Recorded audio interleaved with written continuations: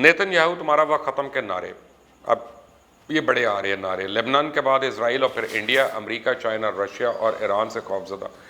इमरान खान का पाकिस्तान मोदी के इंडिया से बहुत बेहतर है, ये मैं नहीं कह रहा, और लोग कह रहे हैं। बैरूत में धमाकों के बाद सूरत हाल बहुत बिगड़ चुकी है और वहाँ हुकूमत के खिलाफ शदीद मुजाहरे शुरू हो गए हैं, लेकिन इसराइल में ना कोई धमाका हुआ, ना गोली चली है, लेकिन इसके बावजूद नेतन याहू की हुकूमत के खिलाफ शदीद मुजाहरे शुरू हो चुके हैं। बैरूत में धमाकों के बाद सूरत हाल बहुत बिगड़ चुकी है, वहाँ हुकूमत के खिलाफ शदीद मुजाहरे शुरू हो गए हैं, लेकिन इसराइल में उसके बरक्स ना कोई धमाका हुआ है, ना गोली चली है। उसके बावजूद नेतन याहू की हुकूमत के खिलाफ शदीद मुजाहरे जारी हैं, रोज़ हो रहे हैं। पूरा इसराइल नेतन याहू तुम्हारा वक्त ख़त्म हो गया है के नारों से गूंज रहा है। पूरे मशरक़ वस्ता के अमन के दुश्मन इसराइल के अंदर क्या बड़ा होने जा रहा है। और इमरान खान का पाकिस्तान बिल गेट्स को नरेंद्र मोदी के इंडिया से क्यों बेहतर नज़र आता है, और दुनिया पाकिस्तान से क्या कुछ सीख सकती है, ये भी मैं आपको बताऊंगा। लेकिन पहले ज़रा लेबनान को देख लें, क्योंकि जो सूरत हाल वहाँ बन रही है ये एक ऐसी चिंगारी है जो पूरे खित्ते को लपेट में ले सकती है। लेबनान की पार्लियामेंट स्क्वायर के दाखिली दरवाजे पर इस वक्त आग भड़क उठी जब मुजाहरीन ने कॉर्डन ऑफ किए गए इलाके में घुसने की कोशिश की। मुजाहरीन ने वजारत हाउसिंग और ट्रांसपोर्ट के दफ्तर को भी तोड़ दिया और बड़ा एहतजाज जो है ये सैटरडे के दिन शुरू हुआ और ये एहतजाज अक्टूबर के बाद होने वाले सबसे बड़ा मुजाहरा था, जब हज़ारों अफराद बदउनवानी और बद इंतज़ामी के खिलाफ सड़कों पर निकल आए। 10,000 से ज़ायद अफराद शोहदा स्क्वायर पर जमा हुए और पार्लियामेंट जाने वाली सड़क पर लगी रुकावटें तोड़ने की कोशिश की। चंद मुजाहरीन ने तो सरकारी वजारतों और लेबनीज़ बैंक्स की एसोसिएशन पर भी धावा बोल दिया। अब मुजाहरीन और पुलिस के दरमियान होने वाली झड़प की वजह से ये सड़क जंग का मैदान पेश कर रही है, जहाँ एक पुलिस एहलकार हलाक और रेड क्रॉस के मुताबिक 170 से ज़्यादा अफराद ज़ख्मी हैं। अवाम तो गम गुस्से से एहतजाज कर ही रही है, लेकिन लेबनान के आला मसीही पादरी जो हैं उन्होंने भी हुकूमत से इस्तीफ़े का मुतालबा कर दिया और कहा है कि पूरी काबीना को मुस्ताफ़ी हो जाना चाहिए, क्योंकि वो अपने तर्ज हुक्मरानी को तब्दील नहीं कर सकते।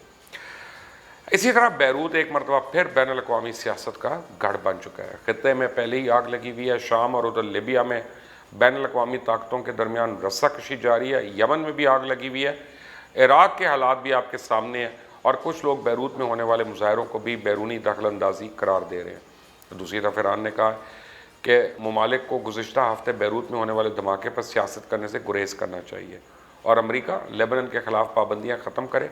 और ईरानी वजारत ख़ारजा के तर्जमान अब्बास मुसावी ने कहा कि धमाके को सियासी मकासद के लिए हथियार के तौर पर इस्तेमाल नहीं किया जाना चाहिए, धमाके की वजूहात का बगौर जायज़ा लिया जाना चाहिए। और कहा गया कि अगर अमेरिका लेबनान की मदद की पेशकश के बारे में ईमानदार है तो उसे पाबंदियाँ ख़त्म करनी चाहिए।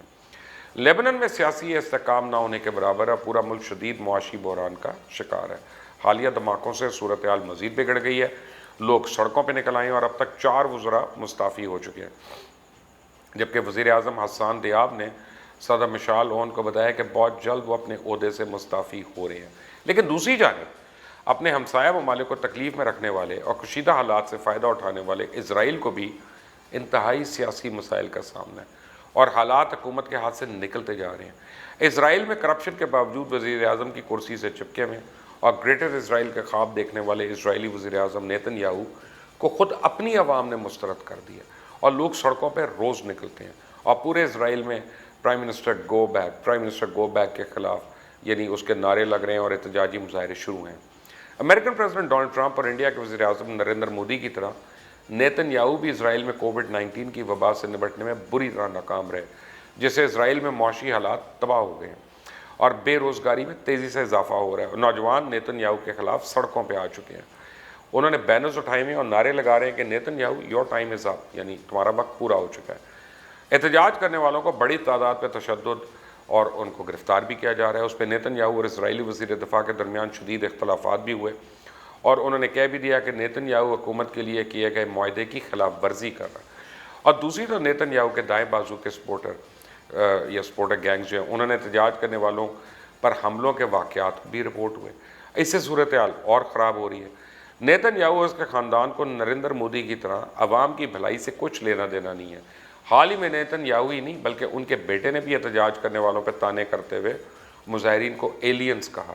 इससे मुजाहरीन ने अक्सर ने जवाब देने के लिए एलियंस जैसा लिबास पहन के मुजाहरों में शिरकत करना शुरू कर दी। और जिस तेज़ी से नेतन याहू के ख़िलाफ़ इसराइल में मुखालफत बढ़ती जा रही है, लोग एहतजाजों के लिए सड़कों पर निकल रहे हैं। लगता है ग्रेटर इसराइल का ख्वाब देखने वाला وہ خود حکومت میں رہ جائے تو بڑی بات ہے۔ صورتحال تو ہمارے خطے میں بھی کچھ اچھی نہیں ہے۔ جیسا آپ جانتے ہیں کہ چائنا اور امریکہ کی سر جنگ کافی شدت اختیار کر چکی ہے۔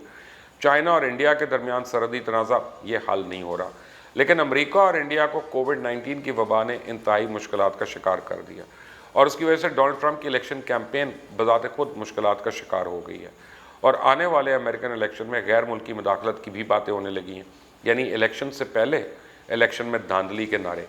ڈونلڈ ٹرمپ نے تو پہلے ہی کہہ دیا تھا کہ تاریخ کا سب سے زیادہ غلط اور جعلی الیکشن روکنے کے لیے ووٹنگ میں تاخیر کی جائے۔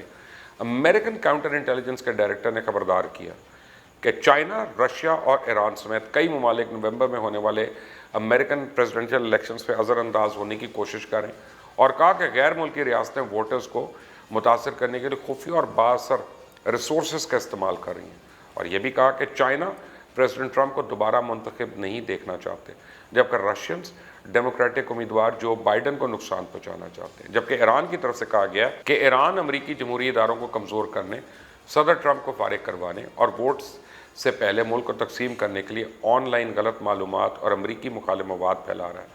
ایران اس لیے ایسی کوشش بھی کر رہا ہے کیونکہ اسے لگتا ہے کہ اگر پریزیڈنٹ ٹرمپ دوبارہ منتخب ہوئے تو ایران پہ امریکن سینکشنز برقرار رہیں گے۔ اب دیکھنا یہ ہے کہ آئندہ الیکشن امریکہ کی سیاست میں کیا تبدیلی لائیں گے، کیونکہ جب امریکن پریزیڈنٹ یا امریکہ جیسے ملک میں الیکشن کے شروع ہونے سے پہلے ہی چہمگوئیاں شروع ہو جائیں اور غیر ملکی مداخلت کے الزامات لگنے شروع ہو جائیں، تو پھر ان انتخابات کے نتائج کو تسلیم کون کرے گا؟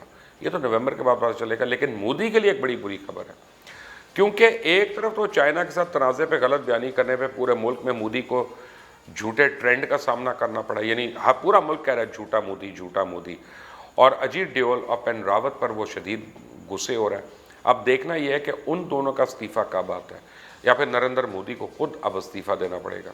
مودی کو کووڈ-19 کی وبا میں شدید تنقید کا سامنا ہے، کیونکہ مودی وبا سے نمٹنے میں بری طرح ناکام رہا، اور دوسری طرف انڈیا میں بے روزگاری اور غربت بڑھ رہی ہے، اور جیسا نریندر مودی کے میں نے آپ کو پہلے بتایا تھا کہ تمام پیسہ اسلحہ خریدنے پہ لگا رہا ہے اور رام مندر جیسے شوشوں سے عوام کی توجہ ادھر ادھر کر رہا ہے، لیکن عوام کتنی دیر تک بے وقوف اس کو کوئی بھی بنا سکتا ہے۔